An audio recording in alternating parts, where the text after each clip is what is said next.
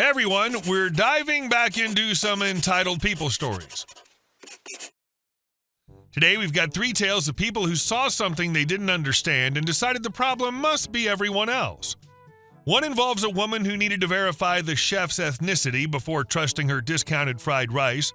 Another, a customer who expected food to stay hot during an hour-long winter drive 3 Fridays in a row. And the last, a woman who watched a man with a brain injury fall and called the cops instead of asking if he was okay. Here we go. Are you two the ones cooking? A woman who needed to verify our ethnicity before trusting the discount fried rice she was already buying? I work at a small Chinese/Vietnamese takeaway shop that sits wedged between a laundromat and a nail salon. We're not claiming Michelin stars. We're a solid, dependable, slightly chaotic neighborhood spot that survives on fried rice, noodle soups, and people who don't want to cook after work. It's the kind of place where you know exactly what you're getting, and if you don't like it, there are 3 other takeaway shops within walking distance. One of the things we do every day is pack up the hot display case after about 2 p.m. At lunch, the trays are full of freshly cooked meats and rice, but once the rush dies down, we portion whatever's left into takeaway containers and mark them down. By the time it hits 6:30 p.m., these meals are admittedly not at their peak. They've been kept warm, not freshly made. That's why they're discounted. The other evening, a woman came in around 6:30 and made a beeline for the discounted section. She stood there staring at the containers like she was conducting a quality inspection for a government agency. Then she turned to me. "Last time I bought one of these," she said, tapping the lid of a container, "I went home and the rice was no good." I nodded. "I'm sorry to hear that. They aren't as fresh as they were at lunchtime. That's why they're marked down." She looked at me like I just insulted her personally. "Well, I want to buy this one, but you need to make sure the rice is fresh." I blinked. "I'm sorry, but I can't do that. These are leftovers from lunch. If you'd like, you can order something fresh from the kitchen." She shook her head firmly. "But I want this one. You just need to make sure it's fresh." I kept my voice neutral. Like I said, I can't guarantee ultimate freshness because it's from earlier in the day. "You also don't have to buy it." She sighed dramatically as though I was the unreasonable one. "Fine, I'll buy it. But if I get home and it's not fresh, I'm never coming back." "Okay," I said, smiling politely. "Sure thing." I rang her up and handed her the container. Internally, I was trying to understand the logic of knowingly buying discounted leftovers and then threatening us over their lack of peak quality. It's like buying day-old bread and being shocked it isn't still warm from the oven. Unfortunately, that wasn't the end of her visit. She stepped up again a few minutes later to order laksa noodle soup. "I'd like the laksa," she said, "but you need to make sure there's enough soup because last time there wasn't enough." My colleague, who has the patience of a monk, responded kindly, "Would you like fewer noodles or toppings so it's more balanced with the soup?" Her eyes widened. "No, don't take anything out, just add more soup." "Sure, we can do that," my colleague said. The reality was we already fill our containers to the brim. If we added more soup, it would spill everywhere before she made it to the door. So we made it exactly the same as always. Full, balanced, and packed as tightly as physics allows. When we handed it over, she peered into the container like she expected it to reveal secrets. "It better have enough soup," she muttered. At that point, I started noticing something else. She kept asking questions about various menu items in a tone that wasn't curious so much as suspicious. "Is this made properly? Do you cook it the traditional way? What oil do you use?" Each question felt less like a genuine inquiry and more like a test we were destined to fail. Then she asked in a strangely pointed way, "Are you two the ones cooking?" My colleague and I looked at each other. "No," I said, "we just serve and make banh mi. The chef's in the kitchen." She studied us for a second. "You're not Chinese," she said flatly. "No," I replied, still smiling. "Our boss and chef are." She visibly relaxed when she heard that. "Oh, good," she said, as if that alone restored balance to the universe. She needed to know the people in the back looked like her idea of authentic before she'd trust the food. The 2 people serving her up front, just messengers. The kitchen had to pass the vibe check first. She continued, "I'm just making sure things are being made properly because I'm Asian and I know how to cook." I almost laughed, but managed to keep it inside. "That's great," I said. Inside my head, though, I was thinking, congratulations. If you cook so well and have such exacting standards, Why are you standing in a slightly greasy takeaway shop at 6:30 p.m. interrogating the staff? We're not claiming to be a 5-star authentic culinary institution. We're a humble, slightly chaotic takeaway spot that sells noodles in cardboard containers. The irony is we're not even particularly authentic. We adapt dishes for local tastes. We use what's affordable and available. We're not pretending to be a hidden gem from Guangzhou. We're just trying to serve decent food quickly. She finally paid, collected her bag, and left with a final warning look as though we were on probation. The door closed behind her, and my colleague and I just stood there for a moment. "Do you think she'll come back?" he asked. "Oh, absolutely," I said. People who announce they're never coming back almost always do. We went back to packing orders and wiping counters. Working in food service teaches you a lot about expectations. Some customers want a cheap meal that's fast and good enough. Others want a gourmet experience at a discount price with personalized guarantees. You can't win with the second type. You can only smile, nod, and make the laksa exactly the same way you always do. If she does come back, I'm sure she'll find something new to inspect, and we'll be right there, politely serving her discounted leftovers and brim-filled soup. Try not to laugh when she threatens us with her absence again. There's also something funny about someone proudly declaring they know how to cook while standing in a takeaway food shop interrogating the staff about discounted food.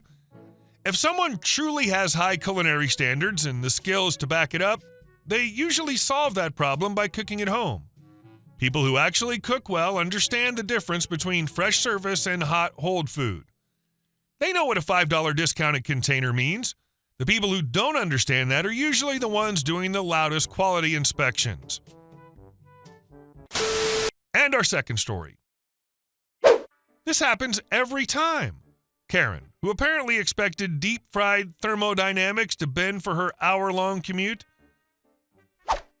This story took place when I was working in a very famous chain chicken restaurant while in college. It was a very busy Friday night with a lobby full of people waiting to order, a drive-through line that wrapped around the building, and a full dining room. Enter the Karen. She ordered a large family-sized bucket of chicken with all the typical containers of sides such as mashed potatoes and biscuits, etc. She ordered the whole lot to go, took her bags, got in her car, and drove away. Normally, that'd be the end of the interaction, but sadly, this was only the beginning. About an hour later, the restaurant's phone rang, and I, being the shift supervisor, answered the phone. "It's the large meal for Karen" on the other end of the phone. She immediately launched into a shrieking tirade about how her food was ice cold and soggy when she got home. I quickly apologized for her inconvenience and offered her a coupon for a discount on her next purchase. I foolishly thought that the problem had been solved, but there was so much more to come. Jump ahead to the very next Friday night. The exact same chain of events occurs with large meal Karen. She came in, ordered her feast, took her bags, got in her car, and drove away. An hour later, she called the restaurant for the second busy Friday in a row to keep an employee tied up on the phone with her cussing rant. Her food was cold and soggy. She demands compensation. She wants to talk to the owner, blah, blah, blah. For the second week in a row, I apologize for the inconvenience and offer her a discount on her next visit. Problem solved again. But this time, I informed the store manager about the ongoing drama with this lady. Wait for it. The very next Friday, for the third week in a row, our large meal Karen returned. As soon as I saw her walk into the lobby, I got my store manager to come up front and wait on her. She was prattling on about the disappointing service and poor quality before it was even her turn at the register. She ordered her usual haul, got her discount from the previous week, took her bag, and drove away. You guessed it, the restaurant's phone rang over an hour later, and it's cold chicken Karen. She wants to talk to the manager, she wants gas money, she wants free food, she wants firstborn children, yada, yada, yada. She screeched at me that, once again, her food was ice cold when she got home. You idiots don't know how to pack food. This happens every time. As I'm trying to apologize to her and calm her down, she screamed in my ear that I'm too stupid and she wants the real boss. 3 Fridays in a row. Same order, same complaint, same call an hour later. At some point, you have to wonder if she thought the food would magically stay hot during an hour-long drive if she complained enough. The definition of insanity. I passed the phone to the store manager, who lets her foam at the mouth and rant for what seemed like an eternity. Once Karen ran out of breath and my boss could get a word in, he asked her one simple question, "Ma'am, where do you live?" Karen replied with the name of her town, like it was no big deal. My boss looked simultaneously shocked and ticked off. Then he loudly said, "Ma'am, that town's over 1 hour's drive from this building, and it's an absolutely ridiculous expectation to think that your food would be perfectly hot when you get home. You cannot possibly think that you're going to transport hot food for over an hour in below freezing winter temperatures, and it's still going to be hot." This idiotic Karen was not having it. She demanded more free food, gas money, and coupons. I could hear her howler monkey screeches as my boss held the phone away from his ear. Then he went nuclear. He raised his voice right back at her and told her absolutely none of that will be happening, and furthermore, we will not tolerate any more of this disruption to our business every week. Consider yourself permanently banned from this location. If you come back, we'll refuse to serve you, call the police, and have you removed from the property. Then he slammed the phone down right in her face as she continued to screech on the other end. Luckily for us, she must have found another place to get her Friday night feast. We never saw her again after that. Thank all the chicken gods. There's something weirdly common about customers thinking fast food should stay hot indefinitely. People forget that once food leaves the kitchen, the clock starts ticking immediately. Steam builds up, containers trap moisture, and the crisp coating softens. That's why most places say food quality is best when eaten right away. Expecting it to survive an hour-long winter drive untouched is like expecting fries to stay crispy after sitting in a closed bag the whole trip. The manager finally saying it out loud probably shocked her because nobody had called out the logic before. And our last story. Karen mistook my disabled father for a drunk. Called the cops. A few years ago, my dad suffered a brain injury that permanently changed his balance and coordination. On good days, he walks a little unsteady but manages fine. On bad days, he needs a cane or a walker, and even then he can tip over if the pavement is uneven. It looks dramatic when he falls, but unless he hits his head, it's usually just embarrassing more than dangerous. He's still fiercely independent, though. If we go grocery shopping, he insists on paying. It makes him feel normal. And I'm not about to take that from him. The other afternoon, we were finishing up a grocery run. He was having one of his wobblier days, so he had his cane. I was pushing the cart while he walked beside me toward the car. Everything was calm, just the usual parking lot shuffle of carts and engines and people trying to remember where they parked.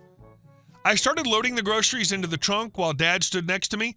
Then I heard that awful sound, the scuff of a shoe losing traction. I turned just in time to see him tilt sideways and go down hard onto one knee and then his hip. I rushed over immediately. "You good?" I asked, already crouching beside him. Before he could answer, a woman nearby let out a shriek so loud it startled both of us.